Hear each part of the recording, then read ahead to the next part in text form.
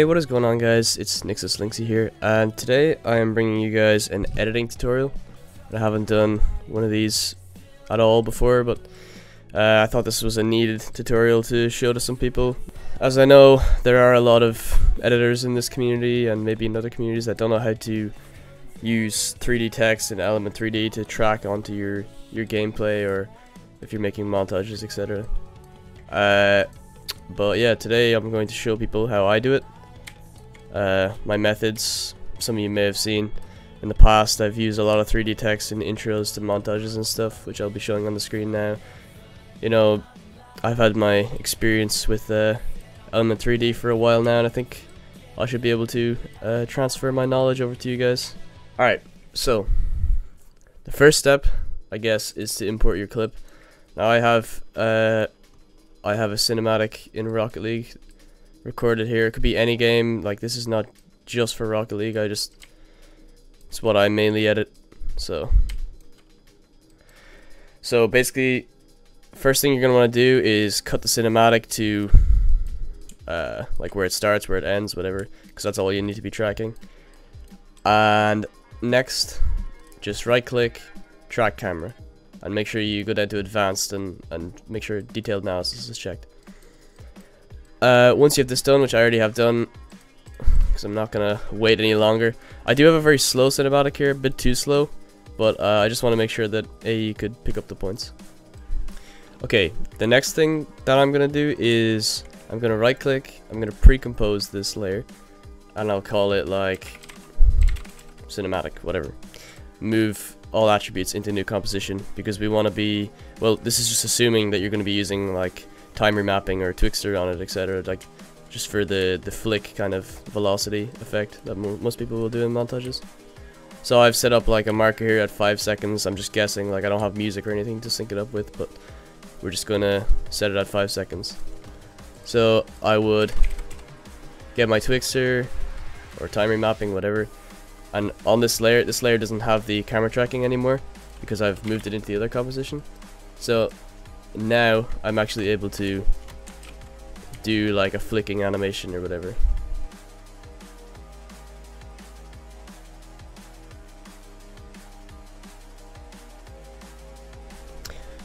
Okay, so I've got my velocity set up properly. And I mean, like, I'm not going to go in depth with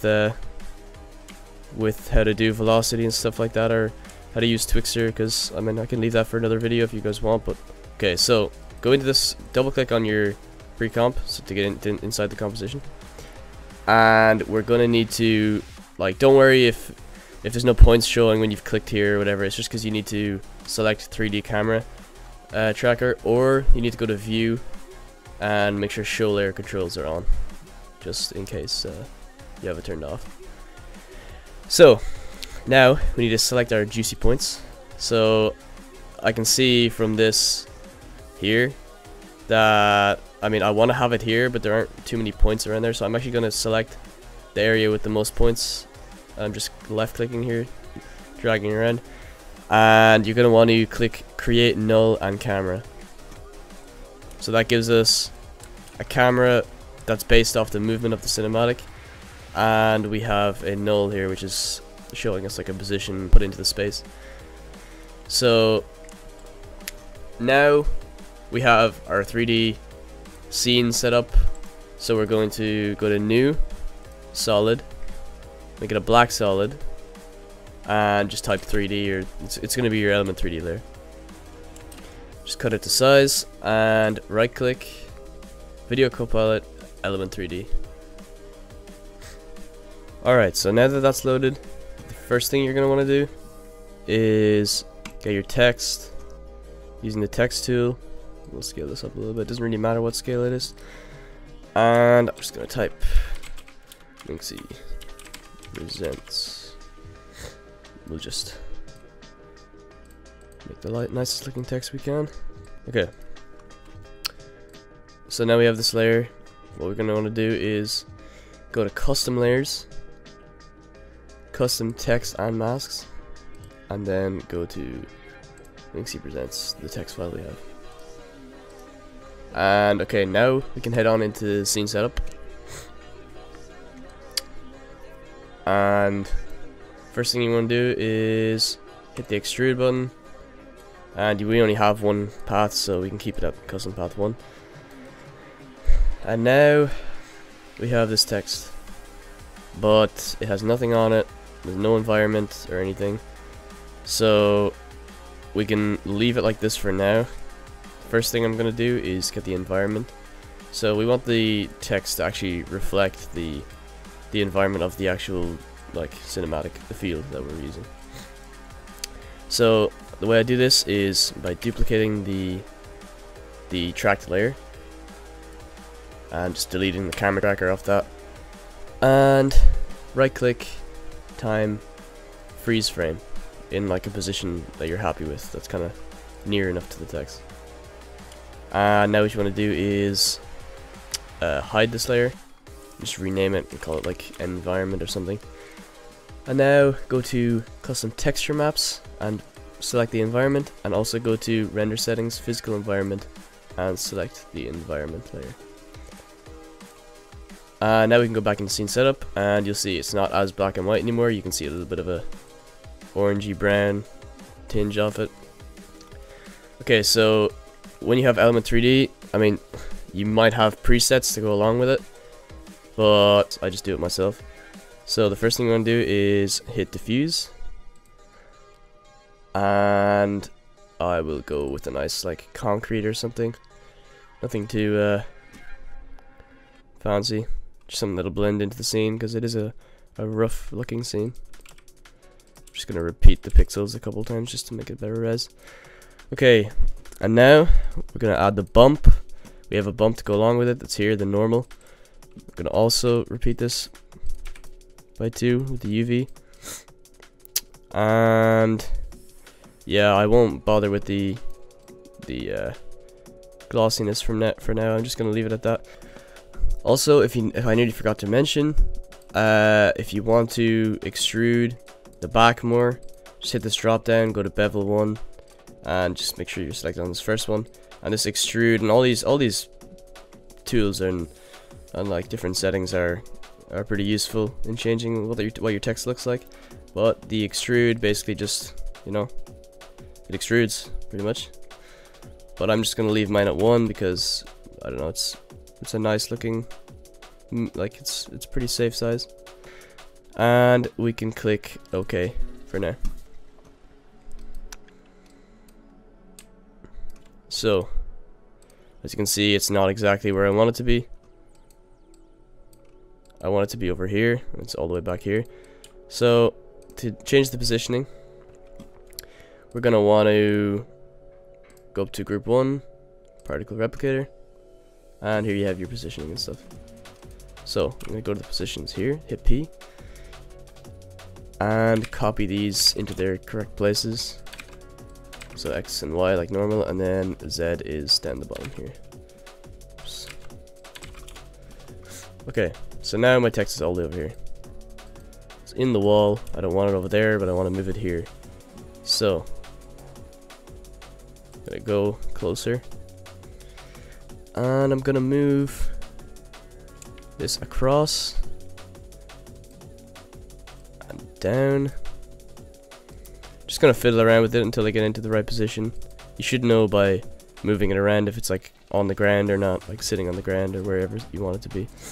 Also, if you want to make it bigger, you can either go into scene setup and make it bigger, or you can use this particle size tool.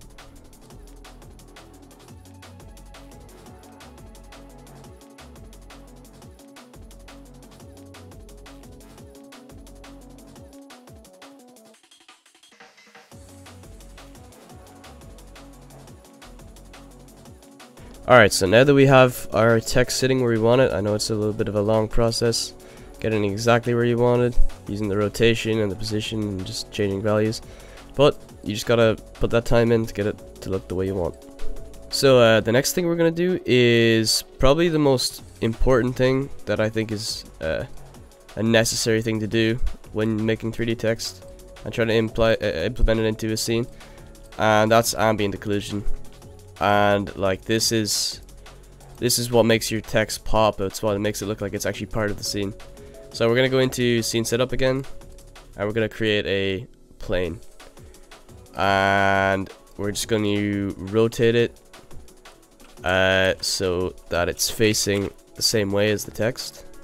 This is going to act as our floor, basically. So you're going to want to line it up perfectly to the back of it, because we have our text sitting on the... Obviously you don't need to do this if your text isn't sitting on an object, but yeah, this is needed if it's sitting on the floor, if it's sitting on the wall, etc. So you can have the shadow like off the plane. So you have your plane, and we've just used this resizing tool to change it so that it's big enough to cast the shadows. And we're going to go to its materials down here. We're going to scroll all the way to the bottom and tick matte shadow, and it'll be hard to see for now, but it's still there, and that's all we need to do. So it's below it now, but you can't see it because it's only going to act as a shadow. Now what you're going to want to do is go to render settings and go to ambient occlusion. And there are two options, SSAO and ray trace, but I just use the SSAO because I think it does the job and it's easy to control. Yeah, so we've turned it on. You can't really see too much yet. What you need to do is turn your samples to 32 so it's good enough quality, and turn the intensity up. And you'll see now it's casting a shadow near my text. The one mistake that people always make is adding a bit too much shadow, because you don't want it to be too distracting and have like this really soft shadow. Like, you don't want that. Anyway, yeah, so we have our text in there with the ambient occlusion looking pretty nice. And yeah, so next thing we probably want to do is add lighting. Now you can normally add lighting just by doing new light and then just getting a spotlight and placing it in the right position. Well, that's a pretty long process, and sometimes it doesn't look that good. I like to use the lighting setting in Element. I think it's pretty nice. You can rotate it as well to get it in the right position. We're just gonna select one that looks kind of similar to the scene.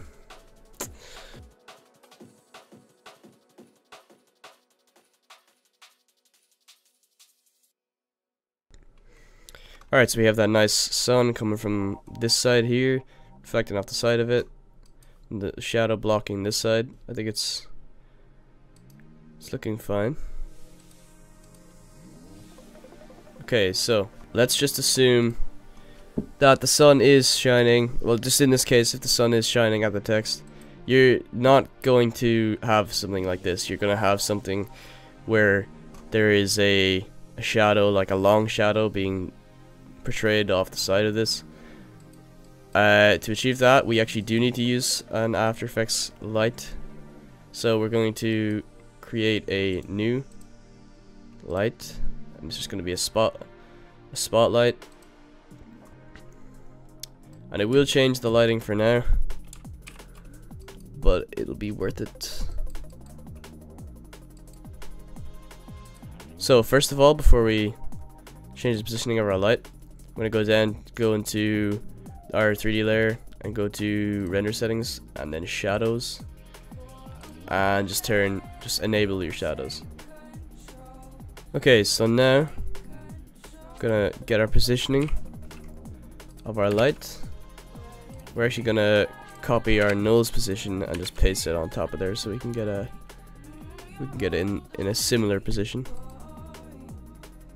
Okay, so I want to bring this further back though, because we still want a long enough shadow.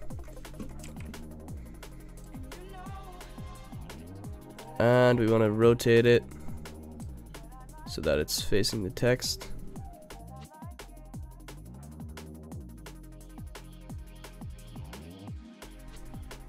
And you can double click on the light to change the darkness of the shadow if you want.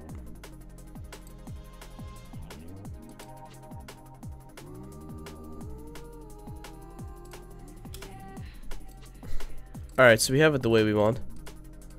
Now just some finishing touches, you know. You can go down to your output and turn on enhanced multi-sampling. give it that sharper look, and turn the multi-sampling up to like 16, or it depends what your computer can hold. My computer is getting a bit slow, so I'm not going to put it too high. Alright, so once you've done that, you can head over to your composition that we had in the first place, and we can view it back and see what it's like, see if it looks good in motion. That's looking quite nice. I like that shadow. And of course, we can add our post-production, like the CC and black bars, etc. Boom, we done. It's looking quite nice. Alright guys, I hope you enjoyed this video, and I hope you learned something from it. If you enjoyed the video, please leave a like, and if you have any questions, just comment below and I'll try my best to answer. And I'll see you guys next time.